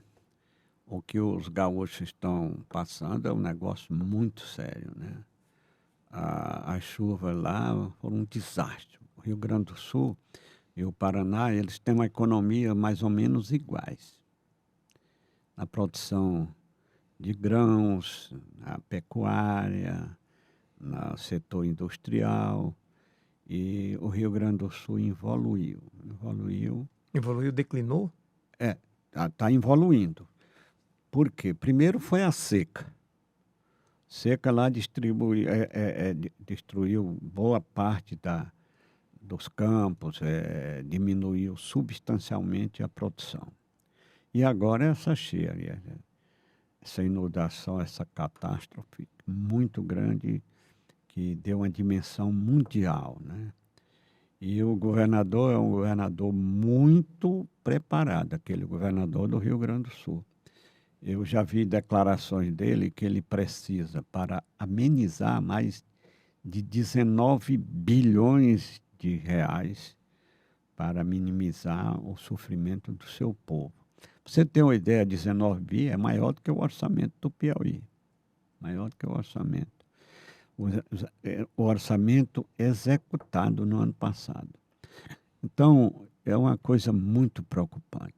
E o governo federal, apesar de boa vontade lá do presidente, ele tem muita limitação. Limitação porque o governo ele ampliou muito a abrangência dos programas sociais. E às vezes dobrou e botou um crescimento do Bolsa Família, através de dependentes, dos filhos, etc. e tal. E isso aumentou muito as contas do governo. Pra você ter uma ideia, em 2021, a União arrecadou quase 400 bilhões acima da previsão orçamentária. No ano seguinte, 270. E no ano passado, menos de 100 bi. E as contas do governo cresceram mais de 150, 180 bilhões. Então, o crescimento das despesas foi bem maior do que o crescimento. Projeto social? Projetos sociais, todos projetos sociais. A capacidade de investimento da União hoje com recursos do Tesouro é 3%. Quando muito dá 3% do orçamento, quando muito, né? Aí tem as estatais investem muito mais do que a própria União. Então, o Brasil, quer dizer, apesar da boa vontade do Lula, ele não tem esse dinheiro todo mas ele está liberação dos fundos de garantia para aqueles que têm direito, etc. Várias ações ele está flexibilizando. E também está flexibilizando em relação à obrigação do governo do Estado de pagar financiamentos feitos através do Tesouro, que deve o Tesouro Nacional. Rio Grande do Sul é isso, né? Também. É um dos que mais deve em termos relativos, né? O Rio Grande O que do é Sul. isso? É débito em relação, por exemplo, ao orçamento da... De não ter tem a partilha dele, ele não executar aquilo? Não, foi empréstimo que ele tomou... E não pagou? Não pagou, tem um aval da União, a União assume o débito e eles parcelam. Isso aconteceu com vários estados. O Piauí, ainda bem que o Piauí pagou na época das renegociações, era o único. E quando isso não acontece, desculpa, mas eu tenho que perguntar, quando isso não acontece, trava o crédito do Estado com o governo federal? Trava com o governo federal, mas o governo está flexibilizando. Eu acho que o governo vai deixar de receber por um determinado período para que o governo do estado possa pegar aqueles recursos e aplicar Isso para o nos município lá na programas. ponta não fica difícil, não, deputado? Porque vai sobrar para ele na ponta, né? Tem, você sabe, os municípios, o FPM, que é a principal receita, compartilhado entre União, estados e município, ela é a origem do IPI, do Imposto de Renda. O IPI, o governo, e todos os governos, não vamos dizer só esse, é o que mais concede benefícios, isenções. E o imposto de renda também em parte, mas é o principal tributo, hoje é o imposto de renda. Então, é importante no compartilhamento dos tributos entre União, Estado e município. O Estado tem 21,5%, os municípios 25%, e meio tem 3% do fundo das 3 regiões, que no caso do Nordeste Sim. é o FNE, e a União fica praticamente só com a metade do que arrecada do IPI e do Imposto de Renda. Pela experiência que o senhor tem, o senhor acredita que o Rio Grande do Sul consegue se reerguer, se reconstruir novamente em quanto tempo? É difícil mensurar, Financeiramente. é muito difícil mensurar. Acho que ninguém tem coragem de mensurar porque a dimensão do problema é muito grande, né? E a necessidade de recuperação a curto prazo é quase impossível. É Pela curtíssimo. força da dor, vai chegar muito dinheiro. Vai, mas o muito dinheiro pode ser para uns, mas para lá vai ser pouco, por mais que vá, né? Pouco pelo tamanho da tragédia. Pelo tamanho da tragédia. Todo o dinheiro ainda é muito pouco para lá. Ninguém sabe, Fala em 50 bi liberados para lá. não sei, eu não acredito muito, não. Agora, quando... Depende do prazo. Se for a curtíssimo prazo, eu não acredito. Se for 2 anos, 3 anos, aí eu acredito, sim. Mas se Em uma for... legislação convencional, um desastre desse, 7 mandatos de deputado federal como o senhor tem, pela experiência, eu vou falar nem contábil, mas de números, de municipalista como o senhor tem, uma liberação de um aporte tão forte quanto esse, dura em média quanto tempo? Para chegar na conta da prefeitura? Liberação, tem vários tipos de liberação. Tem liberação do Tesouro, tem liberação da exigência de receber o que ele deve, viu? De catástrofe. Tem de catástrofe, tem também, mas tem muita limitação pela disponibilidade de recurso que a União tem. Tipo, Recurso, um de catástrofe. bom, O Lula chega e anuncia 600 milhões. 600 milhões lá é tostão, né? Para o que eles precisam, mas isso aí ele pode liberar, né? Agora, bilhões porque e está falando de bilhões, 50 bi. 50 bi é um negócio muito sério. Muito, Até para usar tem que ser muito criterioso, né, deputado? muito criterioso. Embora numa catástrofe dessa, pode até dispensar a licitação para dar celeridade e chegar o atendimento àqueles que mais precisam. Vamos imaginar, deputado, o senhor viveu todos esses momentos, né? As grandes catástrofes do Brasil nos últimos anos, o senhor viveu de perto, são 7 mandatos, né? Mas o senhor viveu as duas mais recentes, né? Rio Grande do Sul e pandemia. Qual a diferença, por exemplo, de Bolsonaro e Lula em duas situações adversas como essa? Uma na pandemia e agora Rio Grande do Sul. Bom, a pandemia foi um desastre mundial, não foi só do Brasil, né? É um desastre mundial. Evoluiu o crescimento da economia no mundo todo. Mas aqui no Brasil, ela teve um crescimento razoável. Em 2021, por exemplo, que apesar de ter paralisado, mas quando começou o andamento da industrialização, funcionar porque houve uma paralisação Geral, né? geral, generalizada, No mundo, né? no mundo todo. E o Brasil começou a crescer. Você viu agora o crescimento no ano passado, mais de 3 pontos percentuais, quando a média do mundo é um pouco menos do que isto. Mas há uma preocupação de manter este crescimento para os exercícios seguintes, né? Pela falta assim, de atração do investimento do setor privado, que às vezes se sente inseguro, mas o grande inimigo da economia do Brasil é a China. É a China. Por quê? Porque lá os produtos produzidos lá têm um menor custo de produção. Por isso que ela. E outra coisa, as obrigações trabalhistas lá é 20% das obrigações trabalhistas e sociais aqui, 20%, 25%. Sério, de cada R$ 100 que se paga do Brasil, se paga 20 na China? 20 ou 25, os programas. Mas vai dizer assim, a escravidão isso. Não, não é escravidão. Lá, eu tive lá no ano passado, lá tinha quase 500 milhões de pessoas, lá tem 1,4 bilhão habitantes, mais ou menos, e o governo passou a financiar, tirar esse povo que estava passando até fome, passou a financiar. E, na época, a China já chegou a crescer 14% ao ano, né? A gente está em Seu 3, PIB. né? Mas lá caiu muito também, 4, 6, 8, caiu muito.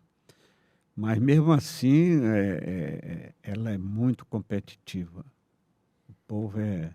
Tipo, você está dizendo que aqui, vamos lá, em Teresina, você consegue produzir uma peça por valor X. Na China, que é do outro lado do mundo, É mais barata, bem mais barata. Por isso que ela chega aqui e compete com a indústria, por exemplo. O setor que mais evoluiu no Brasil foi o setor industrial, que mais perdeu. que mais perdeu. Nós já tivemos 33% há 20 anos do PIB, hoje a indústria representa menos de 20% do PIB brasileiro. Então, Mas se deve... e isto eu sempre digo, o que mais tem contribuído para inibir o crescimento da indústria brasileira é a China. Ela é o principal adversário. Não é adversária, até porque ela é a principal Qual é o principal comprador. problema? É a competitividade. É um problema? A gente não é e eles são. Mas quem mais compra do Brasil também é a China, né? E o governador acertou quando faz um acordo com a Shen? Como? Se o governador acertou quando chama a Shen para conversar? Não, o governador é articulado, ele tem uma visão muito macro da sua gestão. Tanto é que ele anda muito no exterior, discute. Tem que andar mesmo? Eu acho que tem. Porque a capacidade de investir aqui no Brasil é muito pequena. E do exterior, ele mostrando as vantagens, a segurança jurídica, o mercado consumidor e também os incentivos que ele pode dar, embora a reforma tributária agora está acabando com concessão. Acho que o senhor pode falar muito sobre isso, de 7 mandados de deputado federal, secretário, um nível de influência muito grande em vários governos. Eu vejo, às vezes, o governador receber muitas críticas. Está viajando, agora mesmo ele está em Amsterdã, está tentando trazer investimentos para cá. Porque se você viver dos investimentos nacionais, você não vai conseguir evoluir, né? Veja bem, eu acho que o governador, aqui para o nosso gasto, eu acho que ele está certo. Embora seja criticado, porque viaja muito para o exterior, ele também se articula com investimento aqui. Mas entre o investimento brasileiro, entre investir no Piauí e em São Paulo, ele prefere qual? São Paulo. Por quê? Porque lá tem, primeiro, o consumo lá é muito grande, o sul e o sudeste. São Paulo tem mais de 20% da população brasileira e em torno de 30% do PIB, da riqueza do nosso país. Então, se não tiver o incentivo, que agora a reforma tributária acabou, manteve os que tinham sido concedidos. Mas o que vai acontecer? Muitos investimentos que poderiam ser atraídos para cá com renúncia tributária Mas, não vêm mais para cá. mas o Piauí tem uma coisa que São Paulo, mesmo com 20% da população brasileira, não tem, que é Mais o de sol, o vento para as energias renováveis, né? Que pode ser uma grande ou deve ser uma grande virada de chave nossa, né? Mas isso vai crescer. Antigamente só se falava energia elétrica e hidráulica. Agora hidrogênio verde, Hidrogênio solar. verde, solar, eólica. E até porque o quilowatt desse tipo de energia é bem mais barato do que a hidráulica, né? E tem crescido muito essas energias renováveis, né? E o Brasil está cada dia mais consumindo mais com o preço mais barato. O grande problema do Brasil é o custo da energia para o consumidor, porque é dividido a receita com três: quem produz, quem distribui e o consumidor. Quer dizer, tem a produção, tem a distribuidora, são três níveis de distribuição para chegar no consumidor final, né? Quem perde mais é o pequenininho, que é o consumidor, É né? o pequenininho. Embora o governo deu aí um subsídio para aqueles de baixa renda. Eu acho que para a gente finalizar e finalizando esse papo, que é o primeiro de muitos, espero que foi uma aula hoje aqui, eu não queria deixar de falar. A gente inicia um ciclo e esses ciclos eles vão se fechando e algumas dessas principais pessoas nesse seu ciclo se foram, né? Que é pai, mãe, irmã. Como é que o senhor conseguiu enfrentar essas percas ou essas perdas e como é que é ter discernimento para tudo isso? É entregar a Deus para que a gente possa absorver essa dor muito grande de partida daquele ente, daquela pessoa que é uma referência na vida da gente, né? Então, Mas você conseguiu passar rápido por isso, não? rápido não, que até hoje ainda sofro, né? Mas Tem momentos assim, que você é tão absoluto, tão Centrado. centrado, que eu não imagino um momento assim que o Júlio César tenha uma dor, tenha... todos os dias eu peço a Deus compreensão para as adversidades, e principalmente aqueles membros da minha família, como pai, mãe, irmão, sogro, cunhado, partiram para a eternidade. Não, Como filho, o senhor acha que entregou tudo? Como o quê? Como filho. Filho, Como filho desse pai e dessa mãe que se foi. o que tem? O senhor tem muito orgulho de dizer que eu fui tudo aquilo que eles esperavam? Eu não digo que eles esperavam, mas que eles presenciaram a nossa trajetória. Isso tem muito orgulho. Muito. Era sobre isso. Para fechar, PSD no Piauí. Você sabe que tem uma galera que tá tá assim, pô, qual é o tamanho do PSD nas eleições para municípios em 24 no Piauí? O PSD vai fazer o que de vereador, de prefeito? Bom, antes de entrar no partido, eu quero dizer que eu sou presidente da Federação e do Senar, Federação da Agricultura e o Serviço Nacional de Aprendizagem Rural.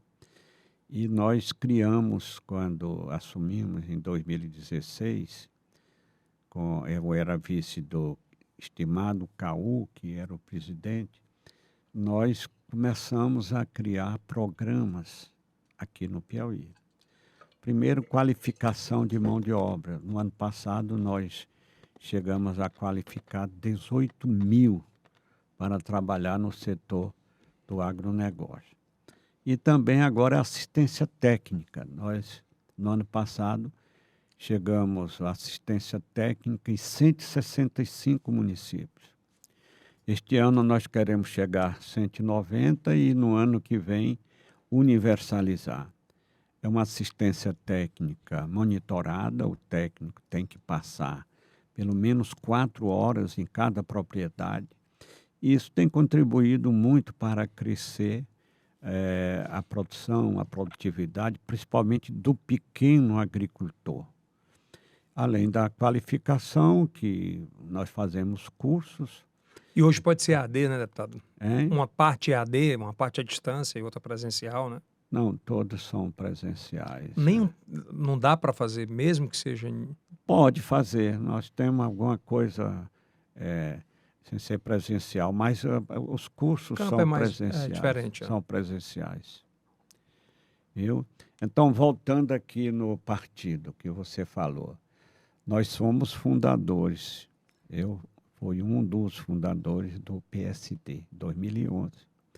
Um partido que tem crescido em todos os estados brasileiros e aqui no Piauí.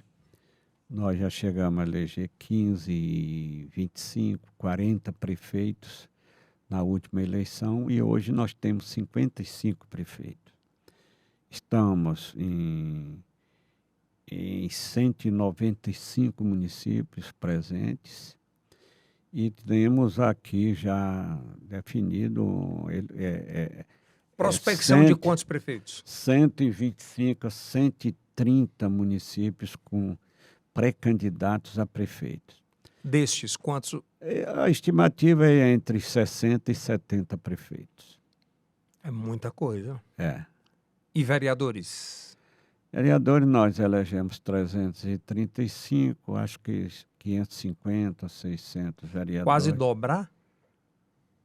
É. Na capital do Piauí, Teresina, o PSD vem forte? Bom, aqui nós não temos candidato a prefeito. Nós somos aliados do Fábio Novo, né? O candidato do PT. E aqui nós temos uma chapa de vereadores, de pré-candidatos. Temos 30 pré-candidatos e a estimativa é eleger pelo menos 3 vereadores. 3. Como é que o senhor vê a candidatura do Fábio Novo aqui, em relação a Silvio Mendes? É uma eleição polarizada, né? É polarizada, vai ser polarizada. Ele é um homem determinado. O Fábio Novo já andou em tudo quanto é de bairro e já está repetindo, fazendo reuniões em todos os bairros, visitando as associações comunitárias, associação de bairro, discutindo os problemas. E ele hoje é um homem preparado, conhecedor da realidade de Teresina. Com todo o respeito que eu tenho ao concorrente, o Silvio Mendes, que tem uma boa avaliação também, o Fábio Novo está sempre em ascendência. Começou lá embaixo, cresceu vertiginosamente e está crescendo. Então, nós temos essa perspectiva de que ele hoje já é muito competitivo e que no dia da eleição, como tem tempo, chegar, inclusive... Pela sua experiência de político e de vida, o senhor já viu esse cenário várias vezes de quem não era tão conhecido começar a crescer e quem já tinha um recall de outras eleições? Já vários exemplos. O do Bolsonaro foi um. O do Monsanto foi outro. O próprio Wellington Dias, quando foi candidato a primeira vez, ninguém acreditava que ele se elegeria. E foi eleito governador 4 vezes no primeiro turno. Monsanto ninguém acreditava? Ninguém acreditava, chamava até de um doido. Foi eleito. Bolsonaro da mesma forma. Estou dando exemplo nos 3 níveis. Aqui também. Está aí o atual prefeito. Doutor Pessoa. talvez por fadiga de poder do grupo que dominava há mais de 30 anos, Que era de Firmino Filho. era de Firmino, do próprio Silvio, do UOL, vários. Cansaram, vamos dar oportunidade para alguém. Eu não digo que cansaram, o povo Só falam em fadiga. fadiga de poder. Pois é, mas fadiga é cansar um músculo. Fadiga é isso mesmo, né? Cansou? Cansou de esperança, né? Foi muito fruto, né? Então, essa eleição, qual é o sentimento que o senhor sente dessa, pela sua experiência? Uma eleição competitiva, né? Competitiva.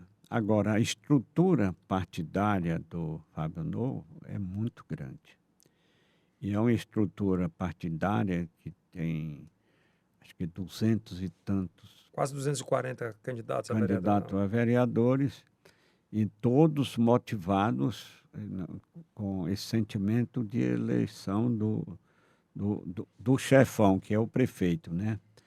Que é o líder maior. Então, eu acredito, por essa estrutura, pela competência, pela dedicação, pela obstinação que o Fábio Novo tem, ele já é competitivo e tem muita chance de ganhar. Duas perguntas cruciais que eu tenho que fazer ao senhor. Uma, o senhor está preparado para ser um bom senador pelo Piauí? Eu não tenho medo, não. Se Deus colocar na minha vida o cargo de senador, eu lhe digo que eu estou preparado. É alguma coisa na vida que lhe falta e que você quer muito para ajudar o Estado? Não vou dizer que falte, porque eu sou deputado, né? Senador, embora seja... Sua esposa hoje minha inclusive. esposa é a senadora convocada, mas é uma maneira de ser mais abrangente a sua capacidade de servir ao nosso povo. Então, eu gostaria de ter, se o povo assim desejar, de ter este mandato de senador na próxima eleição. Onde é que você chega, onde o senhor, para fechar, onde é que o senhor acha que o Georgiano pode chegar? Aí a vida da gente, a gente administra o presente, faz perspectiva de futuro. Ele é muito político, mas não tem ele segurança. Não vai dele. Mas não tem segurança do que vai acontecer. Obviamente, a gente vive hoje numa gestão de quase 80% de aprovação em muitos lugares do governador Rafael. A gente fala sobre, nos próximos, quem é político profissional, e quando eu falo que entende sobre política, de 10, 16 anos à frente desse grupo político, né? O Georgiano é muito novo ainda. Mas é uma das vontades, o senhor encontra isso nele ou deixa o tempo ir? Não, ele é determinado, ele tem objetivos de crescer na política. Tanto é que ele já vai ser federal nessa próxima eleição. Então o senhor está dizendo que o senhor não é candidato a federal? Não, não serei. Ele vai Você ser é prego batido e ponta virada? Prego batido e ponta virada. Exclusivo, Guilherme. Exclusivo. Você já tinha falado de cara com isso? Não, né? Dessa forma. Não, mas eu converso muito com... Mas publicamente, não, nunca tinha visto você falar sobre isso. Não. Até porque 7 mandatos... Contribuiu, né? Já contribuí muito lá na Câmara. Agora, Senado. se o povo assim entender, eu quero ter essa oportunidade, né? Então, o senhor não é mais candidato a deputado federal? Não. A reeleição, Georgiano entra? Não, exatamente. Então o senhor está nessa luta para o Senado? Não, começando aí. Primeiro, Ele não vai falar. Campanha, são etapas. Como nós... Qual a primeira etapa? É a eleição agora. Sim, aí ano. passou. Qual é a segunda etapa? Aí sim, a eleição. Composição. Exatamente. A cabeça dele está desenhada, você não pode falar o que é. Deputado, para mim é um grande orgulho bater um papo. A aula, né? É uma aula com o 7º mandato de deputado federal e poder bater esse papo, conversar. Hoje a gente cada vez mais tem a juventude mais politizada que eu já vi, sabe? É verdade. De querer saber quem é. Eu acho que se a gente puxar 5, 6 mandatos atrás, ninguém sabia quem era o deputado federal. Se você chegasse no menino de 16 anos, você não sabia quem era deputado, senador. É bacana ver isso, né? Antigamente não tinha essas redes sociais, essa divulgação. Todo mundo conhece todo mundo, né? E conhece aqui do Piauí, conhece dos outros estados. Ah, Isso é muito importante, né? e lhe receber numa data especial hoje, para mim é uma data especial porque eu via, nem comunicado. Quando eu cheguei no Piauí, eu já vi o deputado Júlio como deputado federal. E ele é muito discreto, muito pouco vaidoso quanto a isso e de muita entrega para os municípios. E lhe receber no maior complexo hoje de ecossistema digital do Brasil, e é no Piauí, né, Kilson? Do Piauí para o mundo. Muito feliz. Espero que o senhor tenha gostado do que o senhor viu hoje aqui. Eu saio daqui impressionado com a tecnologia, com essa maneira de você ser o primeiro no Brasil. Ah, E o universo de gente que passa a integrar o seu sistema é uma coisa impressionante. O nível de organização, de tecnologia, de inovação. Então eu saí daqui a gente é que fica muito muito feliz. feliz e saber que o Piauí tem uma referência no Brasil como o primeiro Primeiro, o ecossistema digital. Agora, o senhor ecossistema. veio aqui, o senhor vai me convidar para ir no seu ecossistema de aeronaves? Na hora que você dispuser de um Sei que você é tempo. um apaixonado pela. Ah, sempre fui. Pois é, qual foi a primeira experiência com a aviação, de fato? Como é que surgiu essa. No governo Collor, ele vendeu os aviões de todos os órgãos. Eu fui um leilão lá do Denox, lá em Fortaleza, e lá eu participei do leilão. E lá botei lance para 2 aviões, e na época eu só queria um, mas eu botei com medo de. Qual era? Não, terminei Não, ganhando. qual era a aeronave? Você lembra? Um Cessna 310. Eu tinha 2, um caiu lá em São Miguel do Tapuio, com Santolia, que você lembra, né? Mas não houve. Santolia. Quebrou o avião, Mas não quebrou ele. Mas não morreu ninguém, né? Nem desejamos isso, óbvio, né? Então é isso. Eu gosto Mas a sempre, paixão por aviação foi quando? eu sempre gostei. A primeira vez que eu viajei de avião tem 50 anos, 40 anos, 50 anos. Eu viajei aqui no DC-3, que era da Varig, passava em Floriano, ia para Bom Jesus e vinha para Teresina. A primeira vez que eu entrei foi nesse período, né? E de lá para cá passei a gostar de aviação. Mas sobretudo, deputado, o senhor olhava, via, estudava. Estudo todas as companhias aéreas do mundo, todos os aviões de todos os fabricantes, os europeus, os americanos, os Sério? chineses. Helicóptero, avião. Aviação, né? Aviação Helicóptero, completa. Esse que o senhor está montando agora está findando, não? Esse aeroporto. Esse aeroporto eu já tinha muitos anos, né? Eu morava lá, quando eu falei, eu lhe comprei na década de 90, foi 91. Esses aviões, eu já tinha comprado um do grupo do Paraíba, em 88. E aí, quando eu morava lá, aí eu fiz uma pista. Lá já tinha uma pista de aviação, já tinha hangar. E eu aproveitei e transformei o galpão, que era do packing house, que eu processava a manga, transformei também em hangar. E já tinha outro hangar lá. E lá nós estamos tenho o prazer de receber aeronaves de vários proprietários, porque a CCR, que administra o aeroporto, ela teve que destruir 5 ou 6 hangares, os principais hangares que tinha ali, porque ela está fazendo a construção do Finger, que é o único aeroporto de capital que não tem aquele que você entra no avião, né? E aí, os proprietários sabiam que eu tinha essa pista lá, pertinho daqui, me procuraram e fizeram um apelo para me melhorar a pista. Nós melhoramos e hoje lá nós temos um fluxo bom de transporte. Quando o senhor fala fluxo bom, em termos de tecnologia, é o que há de melhor? É difícil dizer o que é melhor, porque senão é vaidade, né? Mas Não, a mas sobre gente... tecnologia não dá para falar sobre vaidade, dá para falar sobre a entrega, né? Tecnologia, eu não diria, mas gestão com segurança, a gente Pouso procura noturno? todos os dias. Pouso noturno. Tem PAPI. PAPI é um equipamento que controla a altura do avião na hora de pousar. Tem balizamento. É difícil perguntar isso para você, mas qual é o maior prazer que te dá hoje da vida? É a aviação ou é a política? Bom, depende da ótica que eu olhar. Se for para uma ótica de Pessoal. defender o povo, não, eu me dou bem com as duas. Eu não vou dizer Não qual é vai a mais. falar qual é. Nos momentos. Ele vai dizer, eu vou dizer assim, nos momentos off é aviação.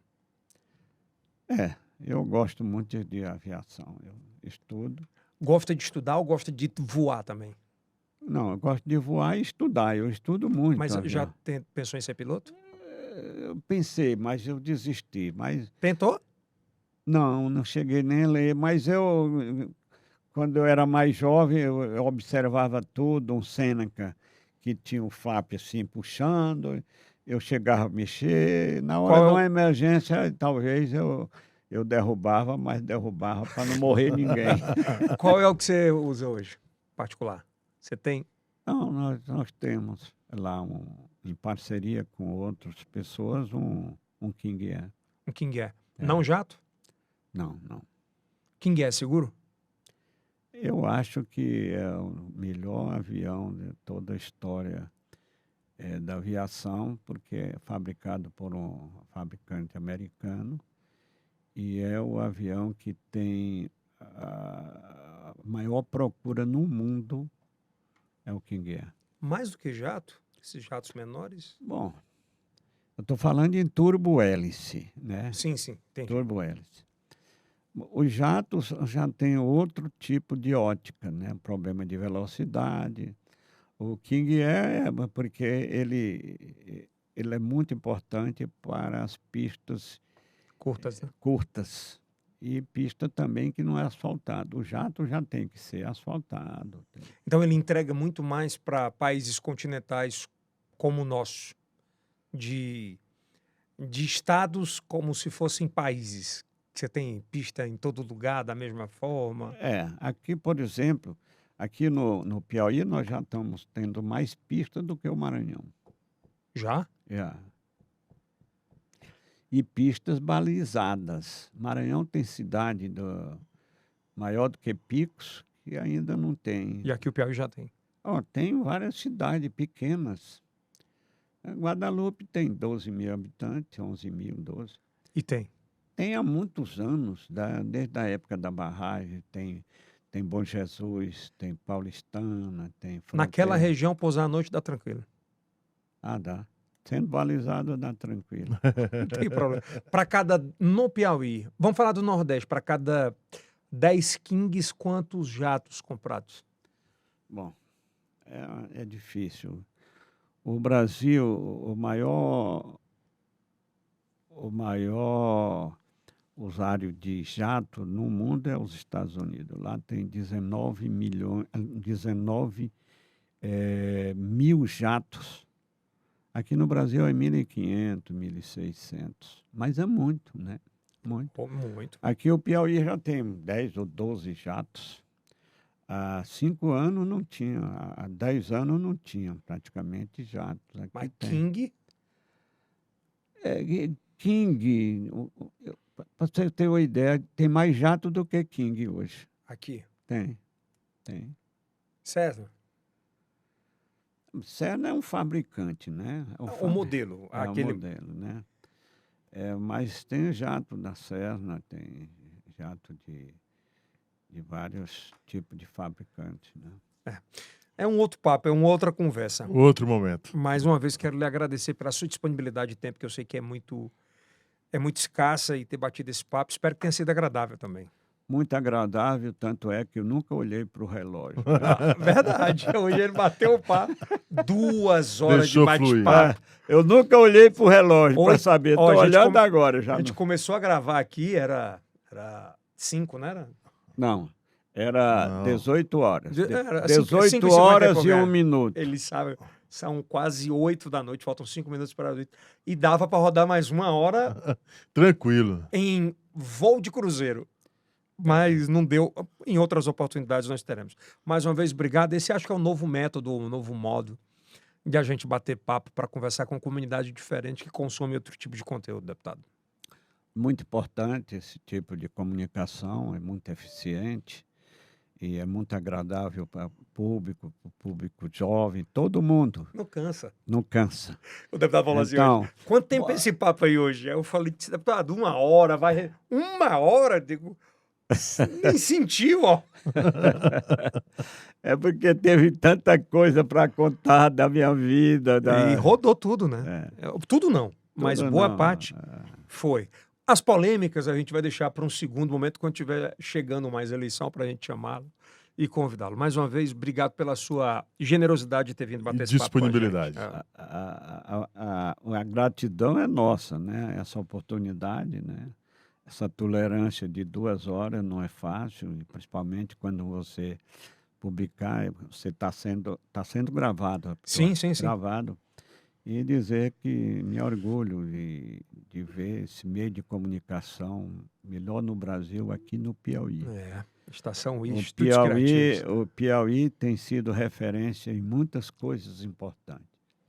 E essa da comunicação eu nem sabia que tinha essa referência. O primeiro ecossistema digital do Brasil é aqui. Ecossistema. Mas dizer, quero lhe parabenizar pela inovação tecnológica, pelas suas instalações, pela sua equipe. Noto que é muito sintonizada com a mesma frequência, né? Mesma frequência, todo mundo alegre, satisfeito, recebe a gente com muita atenção. Eu quero cumprimentar e abraçar todos vocês. Eu já estou com medo de uma coisa, viu? Que daqui a pouco ele vai lançar o café daqui, que ele já provou, já gostou, digo, já ele começa a fabricar esse Olha o café, né? Eu quero ser, mas não quero ser concorrente para os outros, não. Quero ser apenas consumidor. Mais uma vez, obrigado. E toda sorte do mundo nessa nova empreitada para o novo posto, que não vai ser deputado federal, acredito eu que será para Senado, e toda sorte do mundo para o Georgiano nessa nova empreitada aí para tantos municípios. Missão. É uma grande missão. E ele ama, né? É impressionante. Ama. O dia dele, eu acho que tem 48 horas, só pode, que não é normal. Mais uma vez, obrigado, Kilson. Obrigado. Valeu, tamo juntos. Obrigado, um abraço. Ó, aqui embaixo, no primeiro link da descrição, vai estar todas as redes sociais, vão estar todas as redes sociais do deputado Júlio César, para você dar uma acessada lá e conhecer um pouco mais da história dele. Você que é noventista, um pouco mais novo, você que é internauta, você que está começando a... É maravilhoso esse papo, você vai adorar. Senta você, seu pai, seu tio, seu avô, eles vão amar esse bate-papo, tá bom? Obrigado mais uma vez. Isso aí é o Cast do Piauí. Para o mundo. Até a próxima.